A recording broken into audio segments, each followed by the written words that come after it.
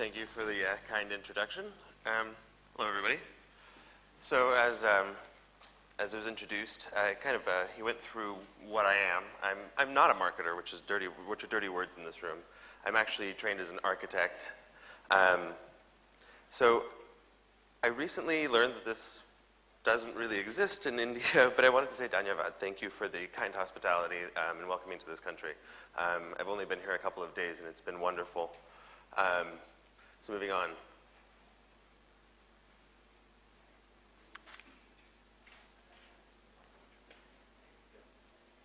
Here we go.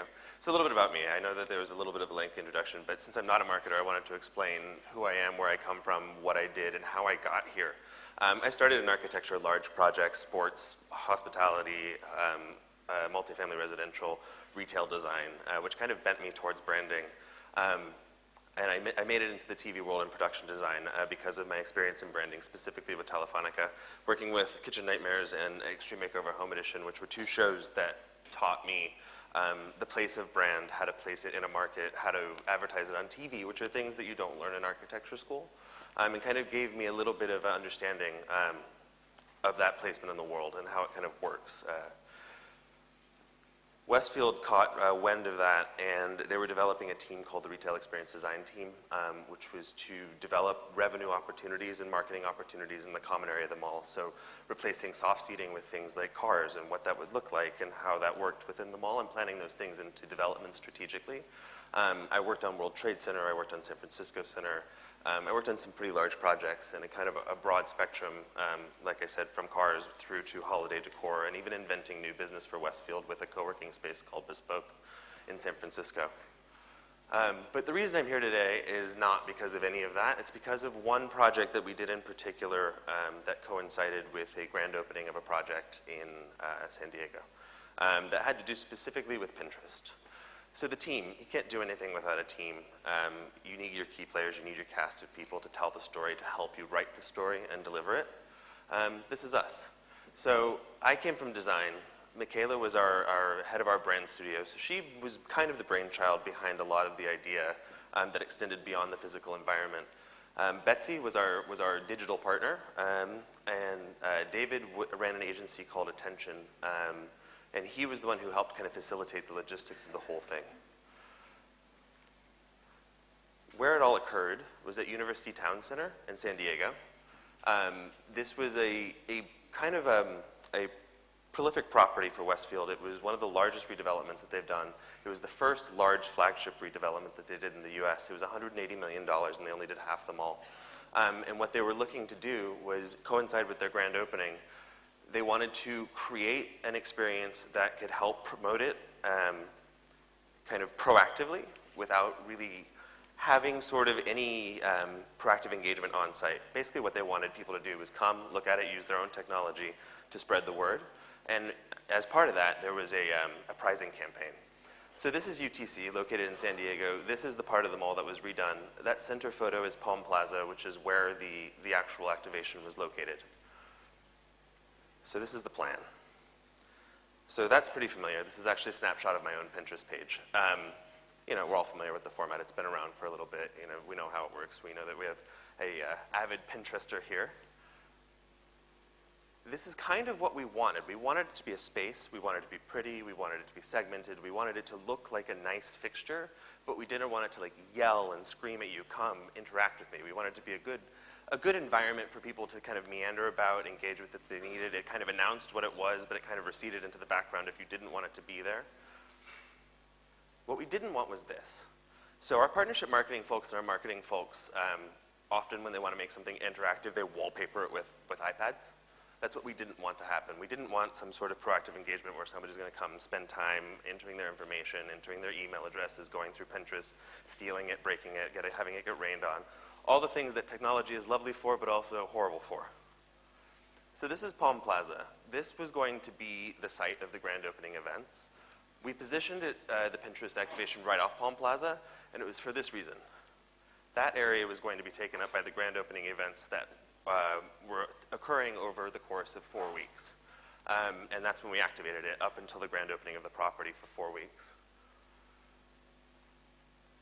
Process. I'm sure we're all familiar with this diagram. have a great idea, gets really crazy, everybody has an opinion, and then all of a sudden it kind of equalizes out and you activate. It's kind of a nice process. It's a little bit frustrating, but you always end up in the right place.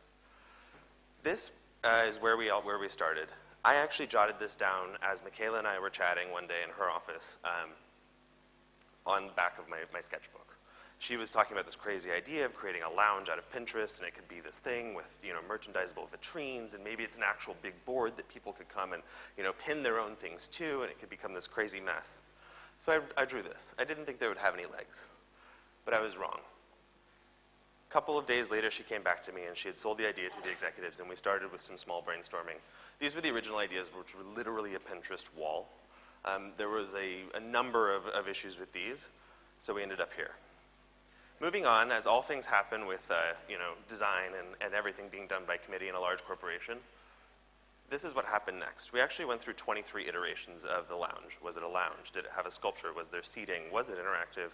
Was it not a lounge? Was it something you could navigate around? Was it red? Was it white? Did it align with Pinterest brand values? Did it align with Westfield brand values? Did it align with the Westfield flagship brand values? What did we want to eliminate? What did we want to keep? All in all the things were interesting, but that's where we ended up. Then there was this piece, which this actually was the longest decision it took to make.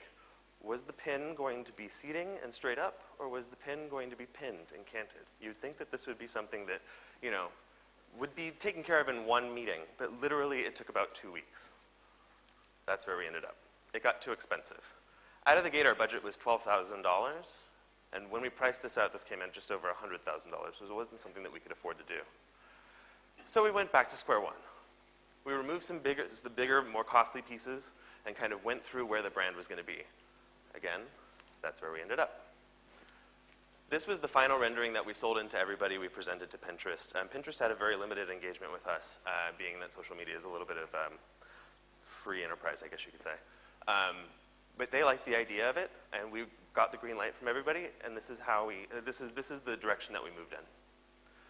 So through the process, we created a 5-foot pin to actually kind of introduce the brand and have a more sculptural element that people could share.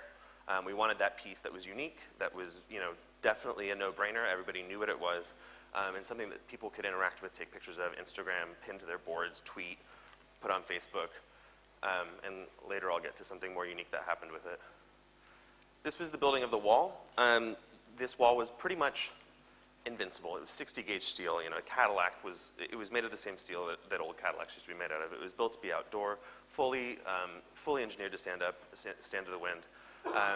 We created 10 merchandisable vitrines, 10 promotional vitrines, and 10 commenting vitrines, which I'll get to in a second. This is how the board actually ended up at the end. This was coming out of the shop before it rolled out. These were our approval photos, which you can see the merchandisable vitrines and all the rest of them organized. It was done in a way that you could actually move the pins around, similar to scrolling down a board. So if we needed to re-merchandise it, or if we needed to reorganize it somehow, we literally could just take the boxes out and reposition them, similar to how your pins are kind of organically arranged on a board. So the presentation. This is when we took it to market. This is it in center, and I'll get to the campaign part of it in a second. I'm the design guy here, so I want to get through that first. This is it activated in center. This is kind of halfway through the pricing campaign piece, which I mentioned before was about 4 weeks. You can see some of the pins revealed, and you can see some that have been covered up on the left side, which I'll get to in a second. This is actually in center facing into Palm Plaza. Looks remarkably like the page snapshot that I had from before.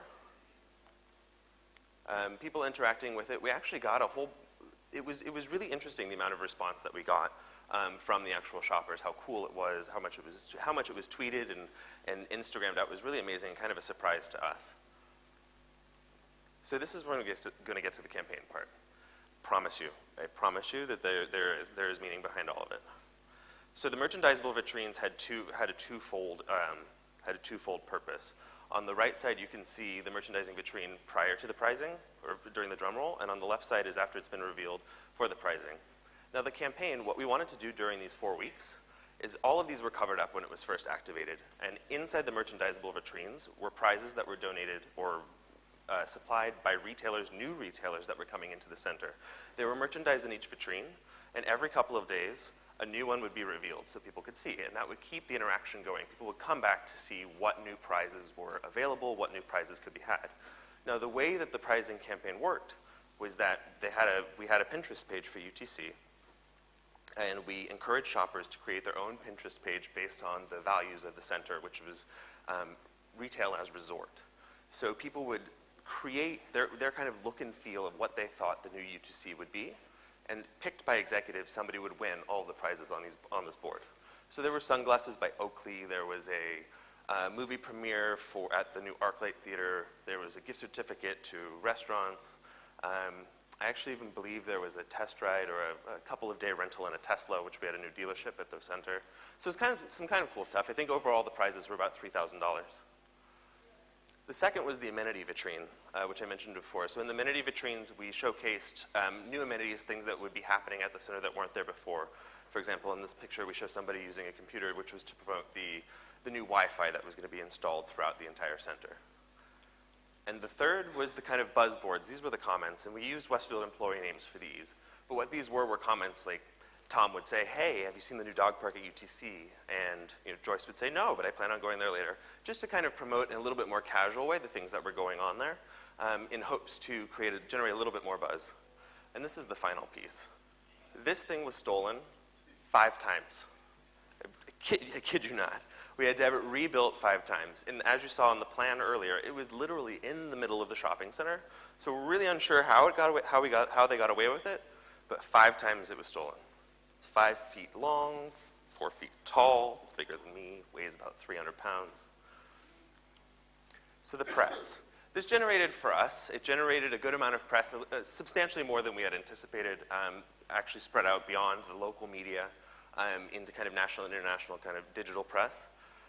We had over 50 unique articles between the blogs, Shopping Center Business, we were on Mashable, we were on Pando Daily, we made it in some travel magazines. It was really interesting to us, and it created a lot of buzz for the center, but also a lot of buzz for our tiny little activation, which was surprising and interesting and nice. What we did after that is because we ended up going over the $12,000 budget by about 400%, all in all, this ended up being about $42,000. We had to amortize that somehow. So we sold it in that we would reuse it.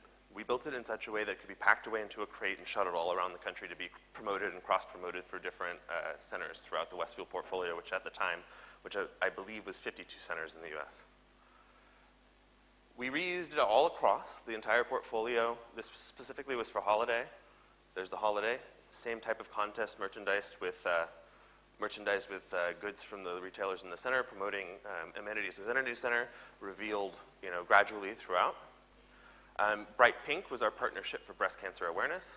This was used, actually, it was used to promote the actual events that were happening. So during the Bright Pink